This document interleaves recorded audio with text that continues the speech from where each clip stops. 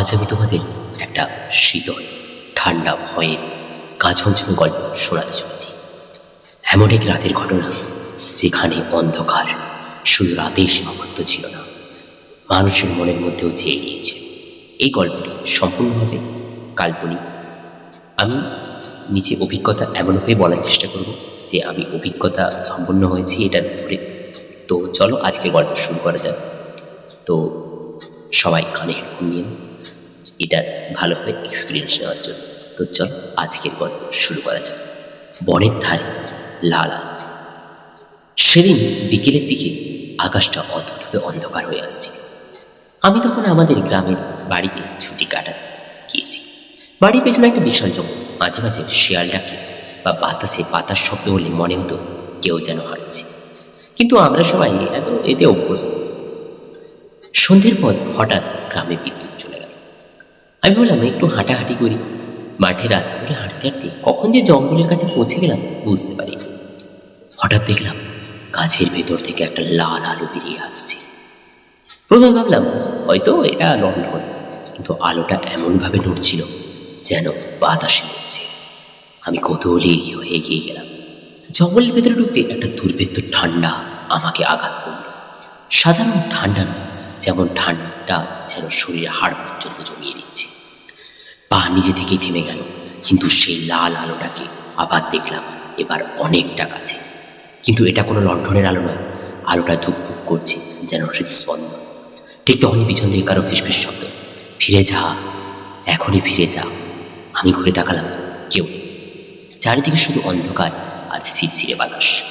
আমি ভয় পেয়েও থামলাম না। মনে হচ্ছিল অদ্ভুত অদৃশ্য কিছু একটা আমাকে টেনে নিয়ে যাচ্ছে। আরো কিছুটা এগোতেই দেখলাম জঙ্গলের মাঝখানে একটা পুরনো ভাঙা কুড়ে ঘর দাঁড়িয়ে আছে। জঙ্গলটা আধ খোলা, আর জঙ্গলের ফাঁক দিয়ে সেই লাল আলোটা বের হচ্ছে। আমি সাহস করে ভেতরে ঢুকলাম। ভেতরে ঢুকতেই গা শিউরে উঠল। ঘরের চারপাশে মাটির দেওয়ালে অনেকগুলো হাতের ছাপ, সবকটি গাঢ় লাল, যেন কেউ রক্ত মেখে ছাপ ফেলেছে। কিন্তু এগুলো নতুন, একদম চকচকে। আমি হতবাক হয়ে দাঁড়িয়ে আছি। ঠিক তখনই জানলার পাশে একটা ছায়া নড়ে।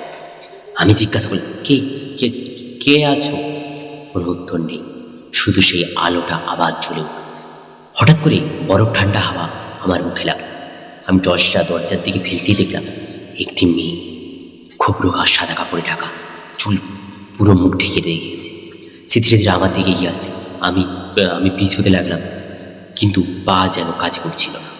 হঠাৎ সে থেমে একটা অদ্ভুত গলা বার করল, তুমি কেন এলে? এখানে কেউ আসতে পারে না, কেউ না। তার কথায় সাথে সাথে ঘরের আলো পুরো নিভে গেল। ঘর পুরো অন্ধকার। আমার মনে হলো সে ঠিক পেছনেই দাঁড়িয়ে আছে। নিঃশ্বাসের শব্দ পাচ্ছিলাম তার। অন্ধকারে হাতড়াতে হাতড়াতে দরজার বাইরে বেরিয়ে গেলাম। জঙ্গল পুরো পাল্টে গেছে। গাছগুলো যেন নড়ছে, ফিসফিস করছে। মাটিতে আবার সেই লাল আলো জ্বলতে শুরু করলো। এবার অনেকগুলো, যেন 10-12। সবগুলো আলো আমার দিকে এগিয়ে আসলো। আমি মরিয়া হয়ে দৌড়ে বেরোতে লাগলাম।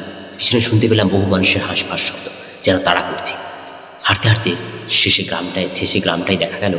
বাড়ির আলো দেখে একটু সাহস পেলাম। বাড়ির দরজায় পৌঁছে দরজা বন্ধ করে দিলাম। কিন্তু পুরো রাত কিছুই শুনি, কিন্তু ঘুমোতে পারিনি। পরদিন সকালে বাইরে বেরিয়ে দেখলাম বনের দিক থেকে আসা মাটির রাস্তা একবারে সামনে একটা তাজা লাল হাতের ছাপ, যেন কেউ জানিয়ে গিয়ে দিল, তুমি পালিয়ে এসেছ, কিন্তু শেষবারের মতো নয়। আমি আর কোনোদিন ওই বনের দিকে যাই। আজ পর্যন্ত ওই আলোটা দেখলেই মনে হয় যেন কেউ এখনো আমাকে ডাকছে। তো তোমাদের যদি গল্পটা ভালো লেগে থাকে অবশ্যই আমাদের চ্যানেল ভূতাছে গল্প চ্যানেলটিকে সাবস্ক্রাইব করো, এবং যদি ভালো লাগে বন্ধুদের সাথে শেয়ার করো। তো আজকের জন্য এটুকুই। পরে এপিসোডে আবার কিছু ভালো নতুন ধরনের গল্প নিয়ে আসার চেষ্টা করবো। তো তোমরা সাজেস্ট করতে পারো কী ধরনের গল্প শুনতে চাও, তো সেই ধরনের গল্প আনার চেষ্টা করো। তো আজকের জন্য গুড নাইট, সুস্থ থেকো, রাত বাড়ছে।